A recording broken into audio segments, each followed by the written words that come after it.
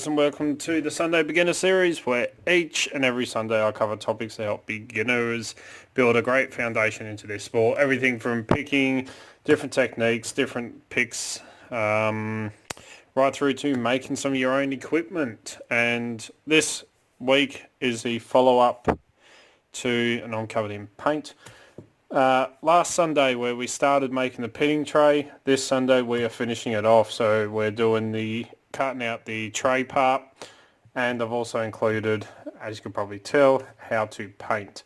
So I've just recorded all that bit just before, so let's head out to the workshop and finish off this pitting tray, and then we'll come back in and wrap it all up. So see you out there.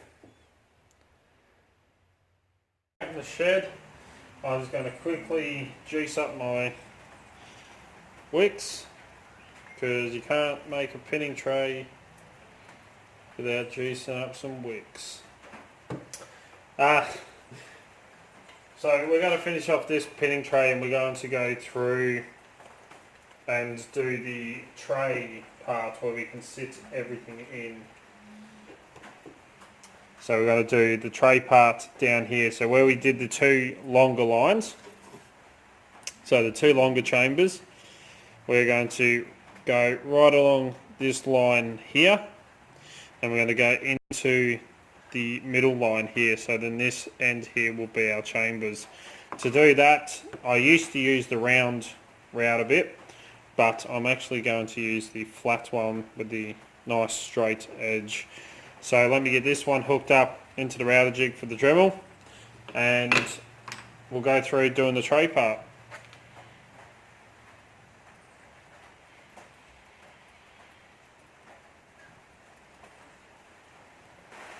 Okay, so I've got the square one hooked, the flat-ended one all hooked up, and I just double checked my depth to make sure that it's about the same depth as the chambers, because when the first tray I did like this, it was a bit deeper, and it took quite a bit of sanding to line all the chambers up with the right depth of the tray. But what I'm going to do is I'm going to measure the space from the end here, so I'm going to go from chamber 7 right through to chamber 1, and I'm going to measure from the end of the tray here to this line, and I want the very edge of my Dremel bit, the router bit, to hit that line and go straight across to cut a nice straight edge for the back end of our tray here. So to measure that up, I'm going to sit my Dremel right where I want it to be.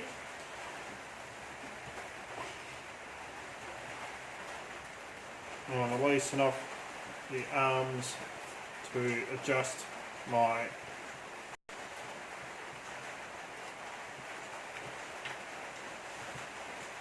guide.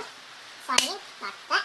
And I want to make sure it's pretty much as tight as I can get it onto that line, which that seems about it. Tighten up my guide, and I'm going to start the Dremel check.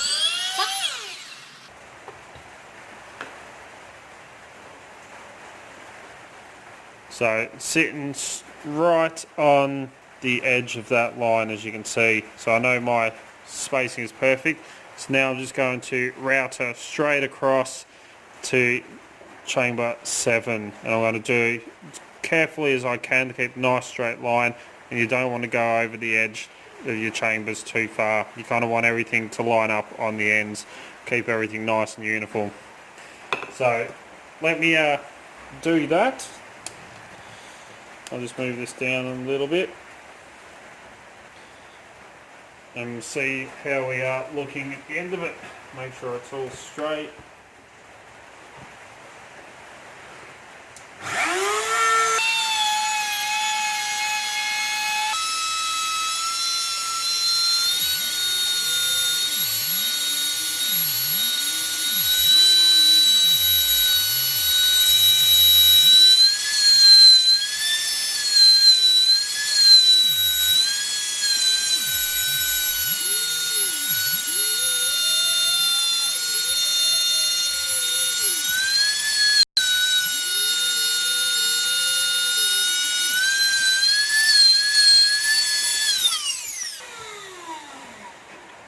Quickly.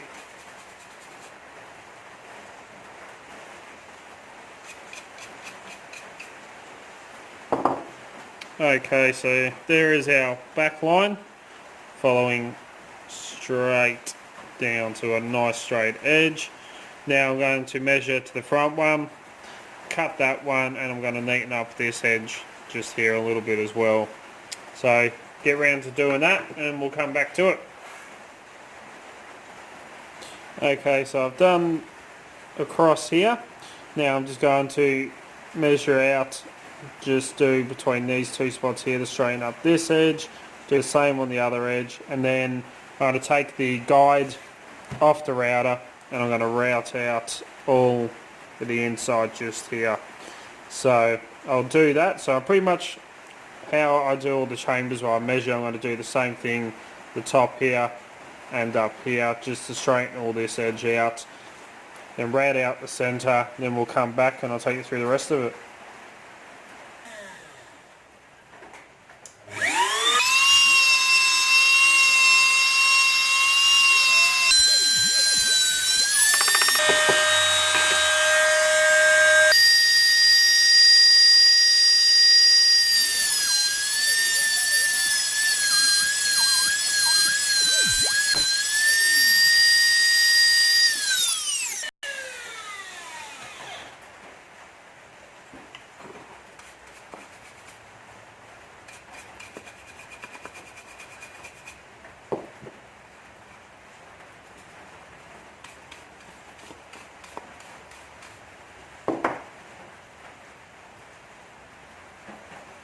Okay, so it needs a little bit more planing, as you can see, but I could probably actually just sand all that out smooth anyway, because it's all about finishing. So that's pretty much how I go about cutting out the trays. Now, as you can see, there is the tiniest of little lips just on each one of these, so a bit of sanding will knock that out. So let me grab some sandpaper and I'll show you how I go about sanding out all the chambers and doing this bottom bit just there. Okay, so I've got some 120 grit sandpaper, that's what I use for these, and just a square, well, an offcut of wood. This is actually from one of the trays. So to flatten out this tray part in here, I normally just take a piece of sandpaper. I'm just going to rip a bit off for this. Rip a bit off, set it over the edge like that, so I have a nice flat end, and that's too big for it.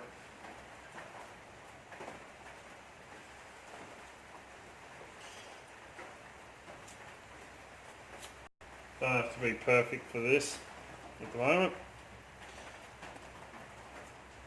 Got a bit like that, just over the edge, so a nice flat edge. I'll just use that in there. That's before it's just sand.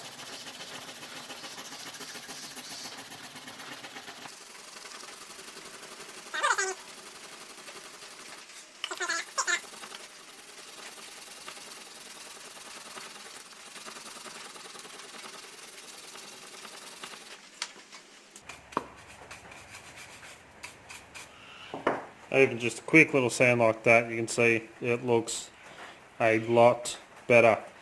Now, for the chambers, the easiest way to actually sand these is to get a pencil, like one of the carpenter's pencils, I find anyway. And I'm just going to wrap it around because it's about the right width. You can use the round sanders for the Dremel, but I like to hand sand all mine. So as you can see, just wrapped around the edge just there. It smooths these out quite nicely. So let me do a bit of sanding on this and we'll come back to it. Okay, so as you can see, I've given it a bit of a sand. There's still a few little marks in there, just on the edge here, which I need to clean up a bit more, but nice quick little sand. and I said I wasn't going to, but I'll show you how I go about painting these, putting the paint on the inside here. I have a very precise scientific way of doing it, so I'll show you that, but let me just clean up this couple little spots just here, and then we'll get over to paint. Okay, so we're over at the paint spraying area, and I have a very precise scientific way of actually spray painting these. So I'll show you what that method is. I've got a couple of tins here. I've got some chrome, some plum purple, and I think I've got a little speck of gloss black left in here. So let's go through how about I spray these. So very precise scientific method.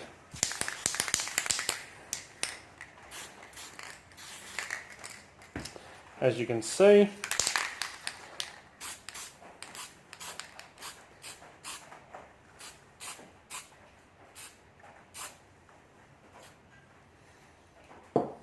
very scientific indeed.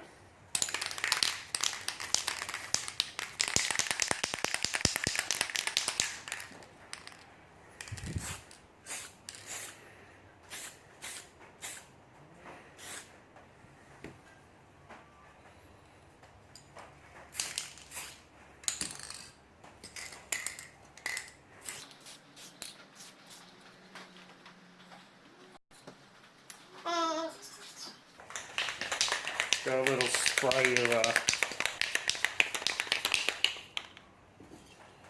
get a little bit more purple just on that chrome. A little bit more of the black.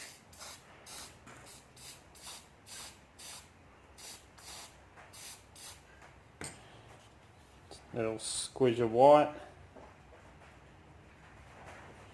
if it'll work, which I don't want to. Yeah, it must be blocked up. There we go.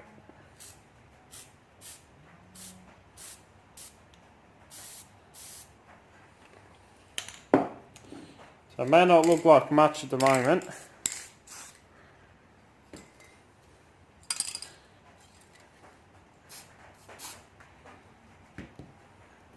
Actually looks kind of bad at the moment, but once it's all done, it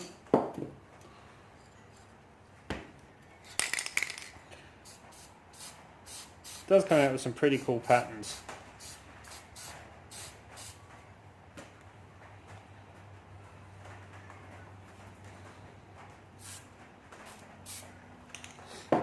So that's pretty much spraying. That's all I do. And you can see we've got kind of a cool pattern going on. Just some random colours. I then let this dry for however long it takes, a few hours, overnight. Let it, whoa, just knocked my camera flying. Oh, nice part. Just let it dry, and I've done it again.